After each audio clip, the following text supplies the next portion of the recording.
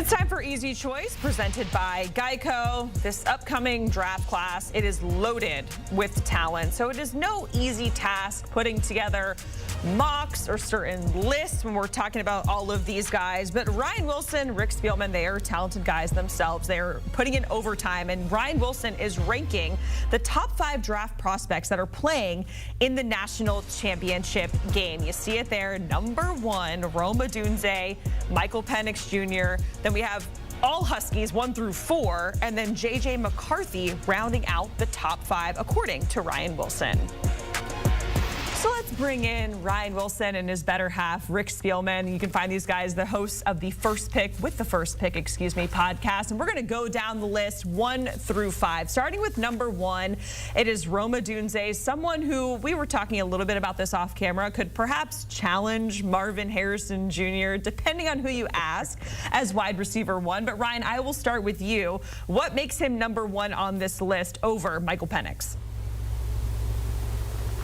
Well, you're not alone, Jacqueline, because I actually asked that question to my better half, as you described him on the With the First Pick podcast earlier this week.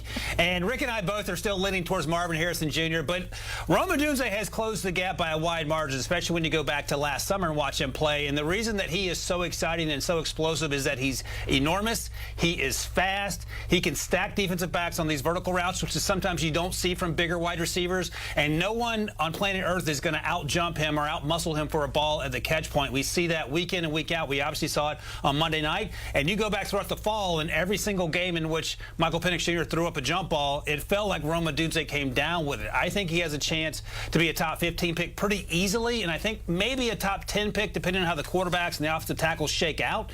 Last year's draft class had 4 wide receivers go, starting with pick 20 in a row. I think this draft class for wide receivers is going to be even deeper, and we could see 2 or 3 more wide receivers go in this first round than we saw last April. Yeah, Jacqueline, as I told Ryan on the podcast, my New Year's resolution was to be nicer to Ryan Wilson as we go through this. But that's like every New Year's resolution, Rick, that's a good one. Yeah, well, usually they end within a month. So, and I'm trying to stay on track for at least a month. There's no reason to say that he has closed the gap on Marvin Harrison Jr. The gap he has closed on is Neighbors, the receiver from LSU. I recognize the talent. I recognize his explosiveness down the field, his big play ability, but he is not in the same category as Marvin Harrison Jr. What he does do is he creates mismatches in the red zone. He has great timing to go up and get the ball. And the other thing that I think it's underrated is his ability to run with the ball in his hands after the catch. But to say he's close to Marvin Harrison Jr., Ryan, I'm going to respectfully, because it's still my New Year's resolution, disagree with you. Let's see if we can get this resolution going. I don't know, maybe all the way to the draft. I feel like that's a good benchmark, Rick. We can keep that resolution of being nice to Ryan for at least a couple more months. Let's talk about the guy, though, that is throwing the ball to Odunze. We saw him number 2 on Ryan's list. Michael Penix Jr. came off an incredible game against Texas. I believe Tom Fornelli said he has a rocket launcher attached to his arm. He throws a nice, pretty ball. Rick, your thoughts on him being number 2 on Ryan's list? Yeah, he's going to go before Odunze, in my opinion, but we'll find that out here in a couple months. But this is a deep quarterback class, and it's always been the top 2, Caleb Williams and Drake May. But who's going to be number 3? Jaden Daniels. But the way he played in the semifinal game, I think this kid is really closing the gap on Jaden Daniels. And the reason I say that is when you watched him in that playoff game, every time the bright lights come on, whether it's the Pac-12 championship game, whether it's a semifinal game, he seems to have his best game. There's no question about the hoser, as you like to say, or for an arm, but he has great touch on the deep ball. And the one thing that I think is underrated is his ability to scramble in the pocket, and we've seen that last weekend. And he can make plays with his feet. Is he the athlete that Jaden Daniels is? No, but I think this kid continues to rise up draft boards, and I wouldn't be surprised if he's fighting for the number 3 quarterback off the board. Jacqueline, I can't believe Rick didn't mention it. when you roll the ball out, Rick wants to see you take the field, and that's exactly what happened. Now, obviously, it was a championship game, semifinal, so certainly Penix is going to play. But Jaden Daniels didn't play in LSU's game, and that's something that Rick's making note of, no doubt about it. But all that said, Rick's exactly right about what Michael Penix Jr. has done. And we talked about this on the podcast recently as well. I asked Rick, was this sort of Michael Penix Jr.'s C.J. Stroud versus Georgia moment last year when we all saw together how athletic C.J. Stroud was in that game, and some respects helped elevate his stock. And Rick agreed. Like, this was a big opportunity for him, not only with his arm. We knew that Michael Penix Jr. could do that, but with his ability to win with his legs on design runs. Now, you don't want him running 12 times a game, but he can win when he needs to win. And every time he's been asked to do something under the brightest lights, as Rick described it, he has delivered. And not only has delivered, those deep balls, Jacqueline, look basically like long handoffs. He is so incredibly accurate. The funny thing is, I've talked to teams that like him in the first round, and I've talked to teams that like him in the third round. So this is going to be a lot to sort through the next 100-plus days as we get to the actual draft, because I don't envision a situation where he gets out of the first round.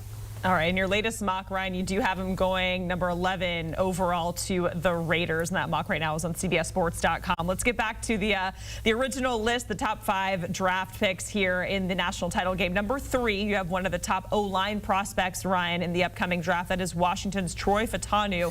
Ryan, I'll start with you. What makes him so special, in your opinion? I'm smirking because I know why Rick has issues with Troy Fautanu. It has nothing to do with his play on the field, so I'll let him talk about that. He's a really good football player. Washington has one of the best, if not the best, offensive lines in college football, and Michael Penix Jr. has certainly been the beneficiary of that. But he's a good athlete. He moves well in space. He's pretty stout at the point of attack. We'll see how long his arms are, and Jacqueline, this will be a conversation we have for the next few months when it comes to offensive linemen. Are their arms long enough to play on the outside, or will he have to move inside to guard? Either way, I think he's going to be a first-round talent given the way he's played this year and what he's put on tape. Maybe he takes the Peter Skoronski path, the first-round pick of the Titans last year. He played left tackle at Northwestern and had to move inside and has had a good rookie season when he's been on the field. But I think Fautanu has done a lot of things well and done a lot of things to help himself, Rick, in terms of the way he's played this year for the Huskies. Yeah, and I'm going to talk about him as a player here in a minute, but I can't stand his pants. He wears shorts to play football, and an offensive lineman, wear a pair of long pants with some knee pads just so you look like you're a grunt. He looks worse than Ryan Wilson's outfit, who looks like a college professor that I'm going to a psychology class today, which is just god-awful to even think of. How did we get here? How did we get here, Rick? I'm trying to keep my New Year's resolution. I really am, and it's very difficult, but I'm doing my best. But as a player, he is extremely athletic. I don't know of his length for left tackle. I see him in the same path as maybe a Peter Skoronski. A lot of teams are going to look at him and potentially slide him inside the guard because he's so athletic. He's so quick. He plays on his feet.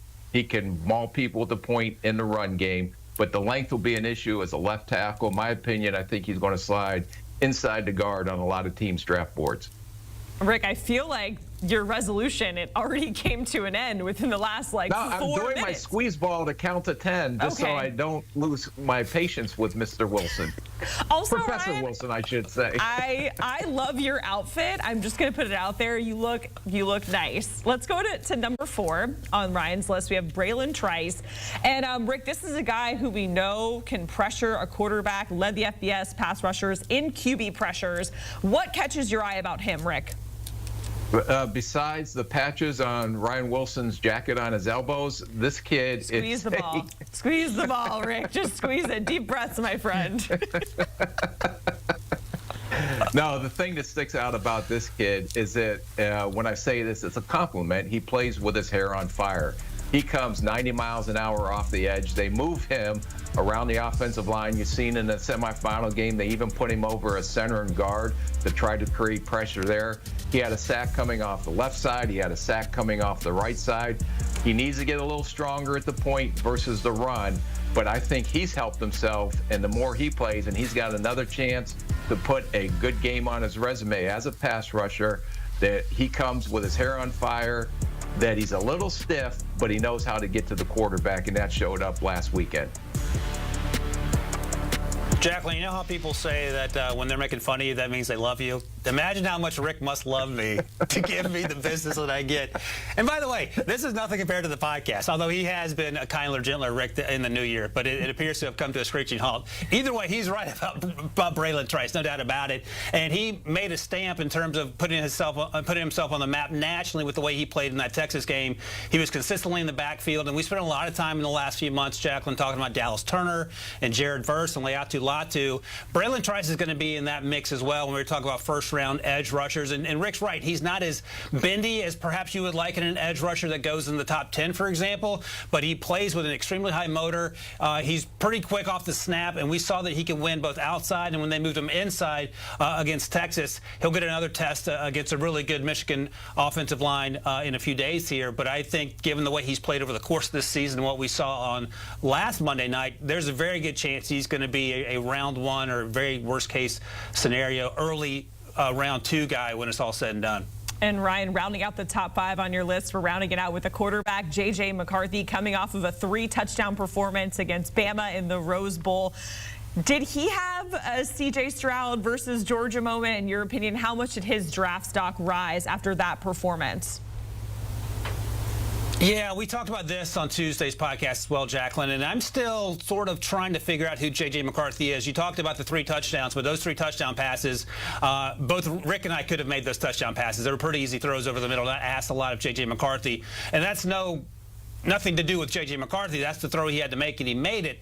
But he also had the very first play of the game, which should have been an interception. And I want to see more from him. And in much the same way last year, we talked about Will Levis trying to find the good plays. I want to see those plays on display week in and week out, series in and series out, like we saw with Michael Penix Jr., like we saw with some of the other names on this list, Jaden Daniels and even Bo Nix. So I want to see him in this last opportunity of college football this year. I want to see him ball out and make me say, okay, this guy can go toe-to-toe with Michael Penix Jr. in that offense and keep Michigan in this thing. But I'm not quite as high on JJ as Rick is. Yeah. Ryan is punishing this kid because of the system that he plays in. And they run the ball. He's asked to do very efficient things, which he does do. I mean, a poor decision on the first play of the game last week that should have been intercepted, but the DB was out of bounds. But all he does is go out there and do what he's asked to do, and that's win football games. If you look at his record, I think he's lost 1 game as a starter since he's been at Michigan. He can run multiple offenses at the next level. I think he's athletic. I think he has a very smooth throwing motion. I think he can make all the throws at the next level. But, Ryan, let's go ahead and punish him for what he's asked to do and actually being coachable in what he's doing. J.J. McCarthy, yes, 26-1. That 1 loss as a starter, of course, coming to TCU and the CFP semi back in 2022. Ryan and Rick, always a pleasure, my friends.